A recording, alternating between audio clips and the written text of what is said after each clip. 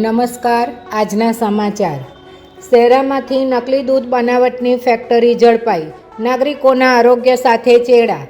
Lions club ગોધરાના નવીન પ્રમુખ ગોરધન દાસવાણી દ્વારા સામાજિક સેવાની પ્રશંસનીય કામગીરી. જે ઘરને આંગણે તુલસી હોય તે ઘરને પવિત્ર અને તીર્થ સ્થાન ગણવામાં આવે છે. તુલસીની ખાસ વિશિષ્ટતાઓ. જિલ્લામાં 7 નવા પોઝિટિવ કેસ સાથે કોરોના પોઝિટિવ દર્દીઓની કુલ સંખ્યા હાલની સ્થિતિએ 172 થવા પામી છે. 114 દર્દીઓને સારવાર બાદ સાજા થતાં રજા આપી દેવાઈ છે, જ્યારે 14 વ્યક્તિઓનું સારવાર દરમિયાન અવસાન થયું છે. જિલ્લામાં કોરોનાના 44 કેસો હજી પણ સક્રિય છે, જેમની સારવાર ચાલી રહી છે. નગરજનોએ માસ્ક ફરજિયાત પહેરવું. દુકાનદારો તથા ગ્રાહકોએ તેનું પાલન કરવું, પરંતુ હજુ પણ સરકારશ્રીની ગાઈડલાઈનનું ચુસ્તપણે પાલન થતું નથી. કોવિડ સંબંધિત વસ્તુ ઉપલબ્ધ: face mask, gloves, PPE kit, hand sanitizer, temperature gun, finger pulse oximeter, oxygen concentrator, oxygen cylinder અને regulator. Amar trading company, Nutan હાઈસ્કૂલની સામે, પટેલવાડા, ગોધરા. શહેરામાં કનૈયા ડેરી ફાર્મની દુકાનમાં યુરિયા ખાતર, કપાસિયા તેલ, દૂધનો પાવડર અને શેમ્પૂમાંથી નકલી દૂધ બનાવી વધુ રૂપિયા મેળવવાની લાલચમાં ગ્રાહકોના આરોગ્ય સાથે ચેડા કરવામાં આવી રહ્યા છે. ફૂડ એન્ડ ડ્રગ્સ વિભાગ ગોધરા દ્વારા જરૂરી સેમ્પલ મેળવી વધુ કાર્યવાહી હાથ ધરી છે. હાલ જિલ્લામાં કેટલીય ખાદ્ય સામગ્રીમાં ભેળસેળ થઈ રહી છે, તે અંગે તંત્ર સક્રિય બને તે ખૂબ ઇચ્છનીય છે.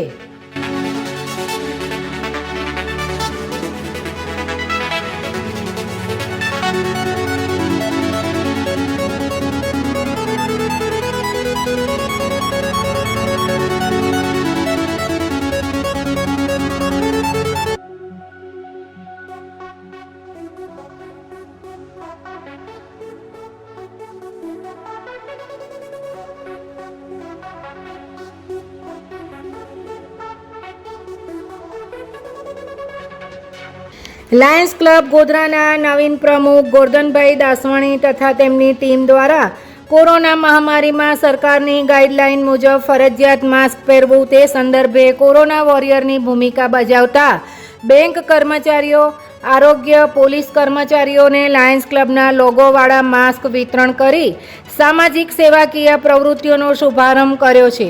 વર્ષ દરમિયાન વિવિધ સામાજિક શૈક્ષણિક પ્રવૃત્તિઓથી ક્લબને ધમધમતી રાખવા તથા ગોધરાના ડિસ્ટ્રિક્ટ ગવર્નર જેપી ત્રિવેદીની હોમ ક્લબ અગ્રેસર રહે તેવી આશા વ્યક્ત કરી હતી. Madhuli Kathiyawadi hotel, Popatpura, Lunawada road. Madhuli Kathiyawadi hotel, Popatpura, Lunawada road. તુલસીની આપણા દેશના દરેક ધર્મગ્રંથોમાં ઉલ્લેખ છે. તુલસી જેવી પવિત્ર અને રોગનાશક વય સ્થિર કરનાર બીજી કોઈ ઔષધિ નથી. જે ઘરમાં તુલસીના છોડનો ઔષધિ તરીકે ઉપયોગ થતો હોય તે ઘરમાં ક્યારેય વ્યાધિરૂપી યમદૂતો કે એવા મોટા સંક્રામક રોગ પ્રવેશતા નથી. તુલસીના છોડની સુગંધથી સાપ દૂર રહે છે. કફ, ખાંસી, શ્વાસ, હેડકી, કૃમિરોગ, ઉલટી, મુખ દુર્ગંધ, ચામડી પરના કોડ, તાવ હોય તો વાત, વ્યાધિ હોય તે તમામને દૂર કરનાર તુલસી છે. પહેલાંના જમાનામાં ઘર આંગણે તુલસીનો ક્યારો હોય તેની પૂજા અને પ્રદક્ષિણા થતી હતી. હાલ બહુમાળી મકાનો અને સમયના અભાવના કારણે ઘર આંગણે તુલસીના છોડ જોવા મળતા નથી. તુલસીજી ભગવાનના પ્રસાદમાં પણ અર્પણ થાય છે. તે ઠાકોરજીને પ્રિય છે. એક્યુરેટ ફાર્માસ્યુટિકલ્સ સેનિટાઇઝર્સ બનાવતી પંચમહાલની પહેલી કંપની લઈને આવ્યા છે શૈક્ષણિક સંસ્થાઓ, ઓફિસ, હોટેલ્સ અને ઘરને સેનિટાઇઝ કરવા માટે 99.9% bacteria kill all in one liquid and gel. ઉપરાંત કોવિડ-19 ને લગતી દરેક પ્રકારની વસ્તુઓ બેસ્ટ ક્વોલિટી અને વ્યાજબી ભાવે ઉપલબ્ધ. Accurate pharmaceuticals, Godhra Baroda highway, Vejalpur, Panchmahal. Call 6353098593. ડિસ્ટ્રીબ્યુટરશિપ આવકાર્ય છે. કોરોના વાયરસ અંગે વિશિષ્ટ માહિતી આપતા ભાગવત કથાકાર પૂજ્ય શ્રી ભૂपेंद्रभाई पंड्या. कोरोना वायरस है क्या? वायरस कोई नई बात नहीं है. पृथ्वी के उत्पन्न के साथ जीव सृष्टि प्रारंभ हुई तब से वायरस चले आ रहे हैं. हाँ, इतना कंफ्यूजन जरूर है. आज भी वैज्ञानिक तय नहीं कर पाए कि ये वायरस सजीव है या निर्जीव। प्रकृति के अन्य सारे सजीव में एक लाक्षणिकता होती है कि वे अपना वंशवर्धन, वंश परंपरा को स्वयं अपने पुरुषार्थ पर चलाते हैं। वायरस के पास यह क्षमता नहीं होती। वायरस अपने बलबूते पर प्रजोत्पादन नहीं कर सकता। वायरस को चाहिए किसी दूसरी वनस्पति, प्राणी या मानव के देह में प्रवेश करना पड़ता है और उसके कोश में जाकर के ये वायरस उस कोश की कुछ सिस्टम को बिगाड़ देता है। ये हम समझें अभी। बायोलॉजिकली स्पीकिंग वायरस की रचना अत्यंत साधारण है। वो बहुत कॉम्प्लेक्स क्रीचर नहीं है जैसा कि मानव शरीर है या और अन्य प्राणियों के शरीर में। वायरस में अधिकतर पहले एक जेनेटिक मटेरियल होता है जिसे हम राइबोन्यूक्लिक एसिड, आरएनए, या तो डीऑक्सीराइबोन्यूक्लिक एसिड, डीएनए का एक तंतु उसमें होता है। दूसरी बात, उस तंतु के आसपास जिसे कहते हैं कैप्सिड, कैप्सिड अर्थात प्रोटीन का एक लेयर होता है जो उसकी रक्षा करता है।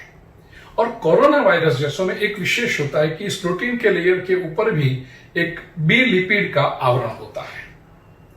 अब हम समझें कि ये वायरस अपने आप तो उत्पन्न हो नहीं सकता, तो करता क्या है?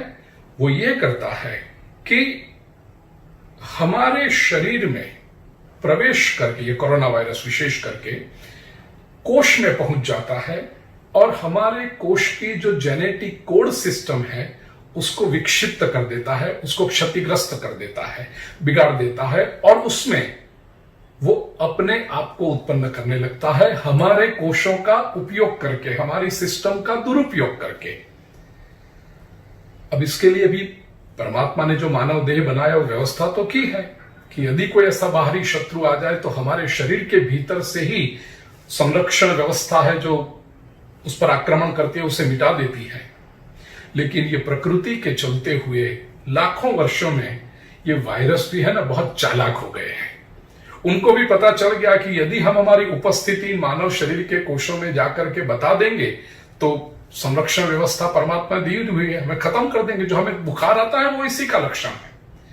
तो ये चालाक हुए वायरस क्या करते हैं कि कोश में प्रवेश तो कर जाते हैं लेकिन तुरंत अपनी उपस्थिति का अनुभव नहीं कराते और वो चुपचाप अपना मल्टीप्लिकेशन करते रहते हैं, हमारी भीतर की सिस्टम को बिगाड़ करके, कोश की व्यवस्था को, जेनेटिक ऑर्डर को क्षतिग्रस्त करके। कोरोना वायरस प्रिय स्वजन ऐसा है, ये कोविड-19, कि वो 2 हफ्ते तक, अमूमन 14-15 दिनों तक शरीर में प्रवेश करके कोई लक्षण नहीं दिखाता।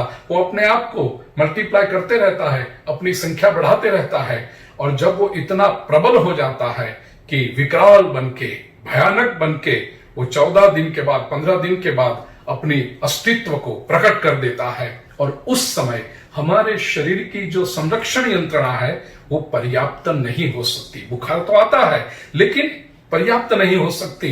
इसके कारण मनुष्य ये कोरोना वायरस कोविड-19 का शिकार बनता है। सबसे पहला अपने भीतर की जो संरक्षण व्यवस्था है, अपनी इम्यून सिस्टम है, उसको बढ़ाएं। विटामिन सी अधिक लें, सूर्य प्रकाश में अधिक जाएं और बार बार हाथ धोएं ताकि वो कोरोना वायरस पहली बात तो प्रवेश न कर सके और यदि प्रवेश किया है तो वो बढ़ न सके। गर्म पानी बार बार पीते रहें। हर 1 घंटे में साबुन से 20 सेकंड तक सारी सरफेसेस को, सारे ठीक से हाथ को धोएं। प्रिय स्वजनों, मैंने एक सूत्र दिया है, शुद्ध होकर ये कोरोना वायरस से युद्ध करें ताकि उसके विकास को हम अवरुद्ध कर सकें। कोरोना वायरस तो आज आया है, कल चला जाएगा, लेकिन हमें रहना है और अच्छे बनना है। एक सुंदर पृथ्वी का हम सर्जन करें, इकोलॉजिकल बैलेंस को, पर्यावरण की रक्षा करें और आने वाली पीढ़ियों के लिए एक बेहतर भविष्य निर्माण करें। प्रणाम आप सभी को और स्वास्थ्य के लिए शुभकामनाएं। શુભ રાત્રિ, જય હિન્દ, જય જય ગરવી ગુજરાત। આવતીકાલે ફરી મળીશું નવા સમાચાર સાથે।